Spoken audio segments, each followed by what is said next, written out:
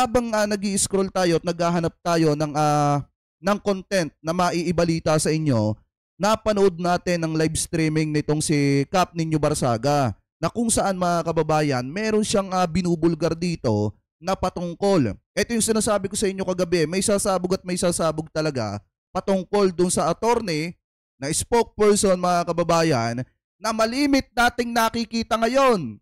Tandaan nyo malimit nating nakikita ngayon at ang isa sa naging issue ng attorney na yon mga kababayan is ang ginagamit niyang issue parang hindi siya gaanong nagpapa-interview sa media kasi mga kababayan basta ganon yung ginagamit niyang issue. So ngayon pakinggan natin etong nakita nating live kanina ni Kap Ninyo Barsaga. Meron siyang inire-reveal dito na nalaman niya sa isang opisina ng ating gobyerno mga kababayan at talagang magugulat kayo dun sa abogado na yon na spokesperson na ngayon umareglo ng 5 milyon dun sa bellboy na minor de edad para hindi lang mag-ingay at hindi lang ma-issue kasi ang pinakatatamaan yung madam ng attorney na yon. So ngayon, ito, i-play po natin.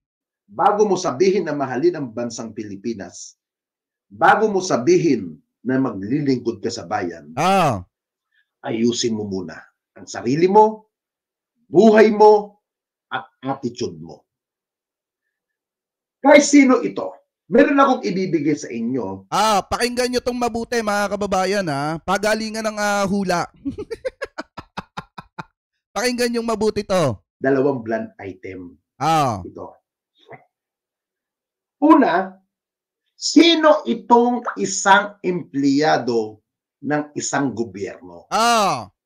Empleyado ng gobyerno na nagkaroon ng isang meeting or maaring meeting o lunch itong nangyari dyan po sa isang hotel sa Pasay. Sa Pasay po ito nangyari mga kaibigan. Kakapilang po ako. Sino itong isang lalaki na piling babae?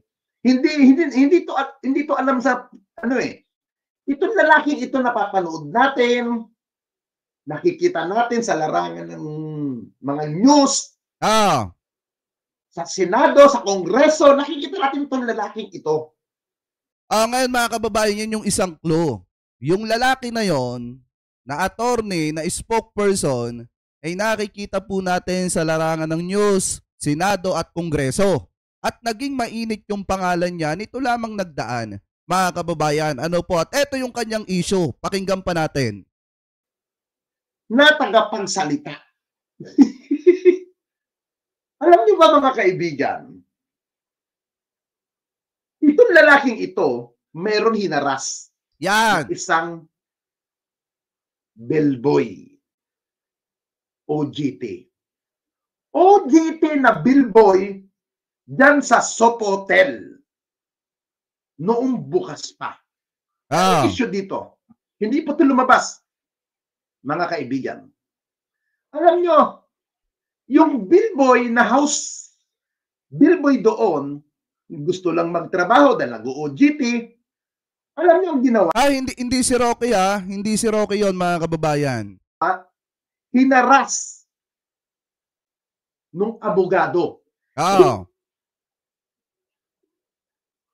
At nung hinaras, hinupa niya ang titi nung lalaki na billboy. Ito daw mga kababayan, merong isang bellboy na OJT sa isang hotel sa May Pasay. Ngayon mga kababayan, siguro natipuhan itong si attorney, ito pong si bellboy mga kababayan. Tapos ang ginawa niya, syempre natipuhan niya, isinubo niya. Ngayon, para hindi magreklamo itong si bellboy, inareglo nitong si attorney mga kababayan. Kasi kahihiyan to. Hindi to kahihiyan ni attorney mga kababayan. Mas magiging kahihiyan ito ng madam ni attorney kung sakaling puputok ito lalo na ngayon at talagang pumuputok-putok yung mga issue laban po dun sa madam nitong si attorney mga kababayan. Kaya nga kung makikita ninyo medyo nag-aalangan, medyo nahihirapan itong abogadong itong magpa-interview sa mga media mga kababayan. Kaya medyo maingat siya sa mga binibitawan niyang salita sa mga media. Ngayon mga kababayan, ipagpatuloy pa natin. Hindi mo kayo ha? Hinupa niya. Nung nag-attempt na magre-reklamo ang Billboy, alam niyo anong ginawa? Para hindi na kumalat ang isyo, hindi na kumalat. Oy, Jake Magnet, talaga nakamonitor ka ngayong umaga, ha? Kahapon ka pa nagtatanong kung sino ito. Itutuloy ko ngayon. Alam niyo, para hindi na matuloy ang issue at hindi na mag-complain, yung Billboy, binayaran. Alam niyo kung magkano ang balita ko? 5 hindi lalayo sa 5 milyon ang ibinayad sa Billboy. Grabe, no? Estudyante pa lang po ito. Siguro gold ang ano nun. 5 milyon mga kababayan. Dapat yung Billboy. Bakit? Hindi natin masisisi. Kasi mahirap kitain ng 5 milyon. Tama. Aminin natin yan. Kapalit ng pananahimik niya. Kapalit ng hindi na pagreklamo. Kasi pag nagreklamo, yung Billboy, madadawit yung amo nung attorney. Oy, ganyan pala ginagawa ng tauhan mo. Nanunupa ng dadakma ng titi, ng may titi at biglang isinusubo. Di ba? Ha?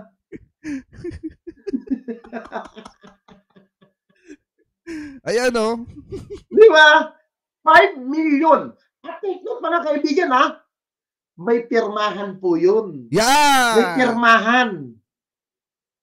May pirmahan. Sana makalkal ito. Sana maimbestigahan. Eto mga kababayan, bibigyan ko kayo ng malapit na blind item. Wala akong papangalanan, ha? Pero ito kasing abogadong ito, naging mainit yung pangalan niya. Nito lang mga kababayan. Kasi, di ba, kung matatandaan nyo, merong isang abogado na kaya nahirapan siyang ipagtanggol yung bossing niya. Yung amo niya, yung madam niya, dahil hindi siya nakakaano ng mga media. Hindi siya nakakaharap ng mga media, mga kababayan. Yun yung isang blind item natin. Alam ko, yung iba naiisip na kung sino yun. Pero, yun yung isa na pumutok na issue sa kanya na kaya siya nawala doon is dahil na hindi niya nagagampanan yung trabaho niya dahil nga nagpapa-interview siya, mga kababayan, sa mga media at ngayon maingat siyang magpa-interview sa media, mga kababayan. Ano po? So ngayon, ipagpatuloy pa natin. Di ba? Now, sino itong abogado na nanubo ng titi ng may titi. Na nagbayad ng 5 milyon para kapalit ng pananahimik. Napapanood nyo ito. Yan, o diba? Kapalit ng pananahimik. Ayan, no, comment ko pa nga kanina kay Kapo, sabi ko, kaya pala nag-resign Kuno. Ayun, mga kababayan, isa pang blind item yon. Kaya nag-resign Kuno, mga kababayan. Yung si attorney. Anyway, pagpatuloy pa natin. Mukhang nagdudugtong. Ayan, sabi niya. Kaya pala nag-resign Kuno. Alam mo, speaking of resignation, ako wala akong tinutukoy dito.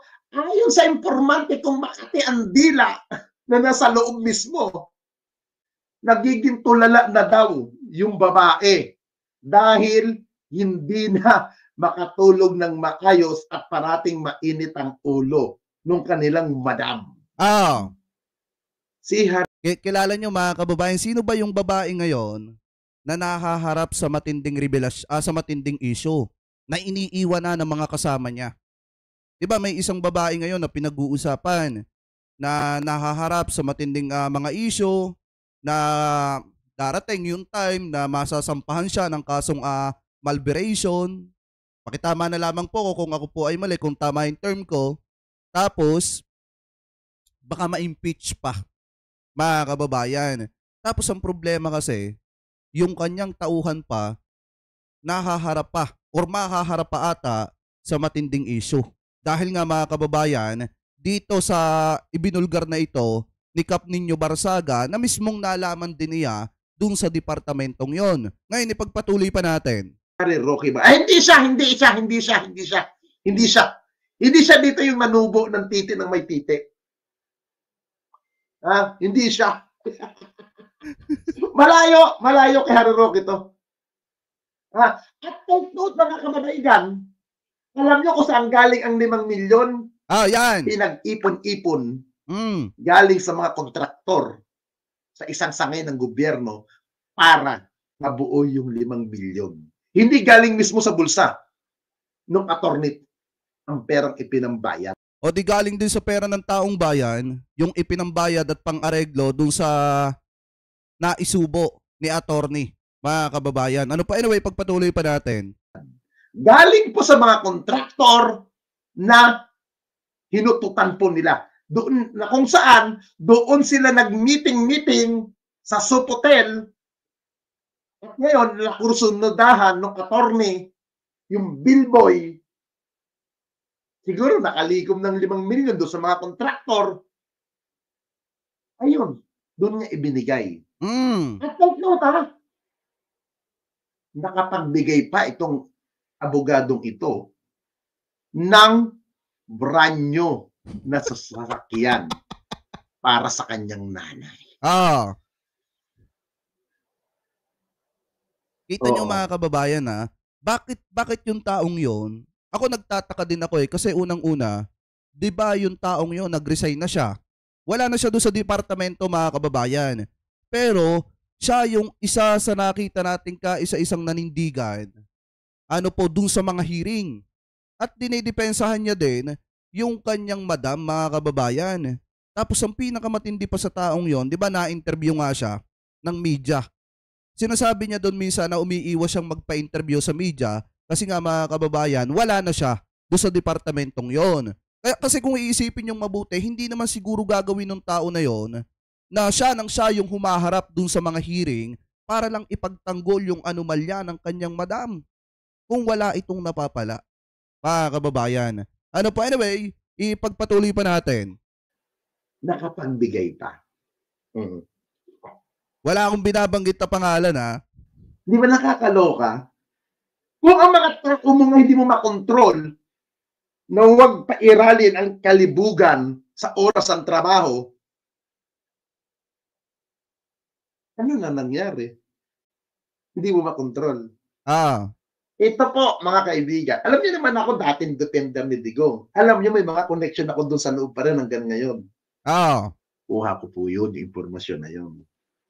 Hindi ko na itutuloy kung sino yung abogado. Kilala ko naman Alam na. Si Jake Magnus na lang, alam niya na ang ibig kong sabihin na ano niya na. Nakukuha niya.